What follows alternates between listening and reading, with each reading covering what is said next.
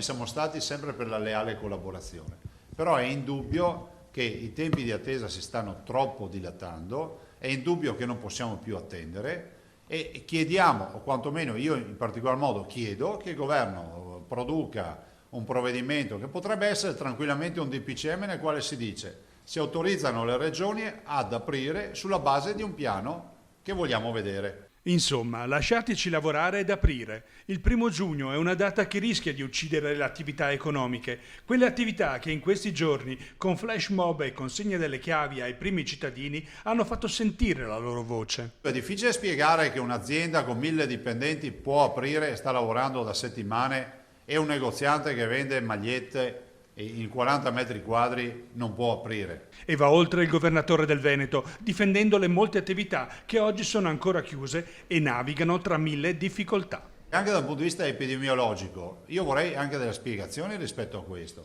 a meno che non si consideri che il rischio da correre lo si corre o lo si è corso perché alcune attività vengono considerate più strategiche di altre. Ma secondo me hanno dignità uguale quello che ha 1000 dipendenti come quello che lavora con le sue mani, punto e basta. Adesso vedere bistrattati gli artigiani, i negozianti, non lo trovo giusto. Questo dico. Il governo se c'è batta un colpo.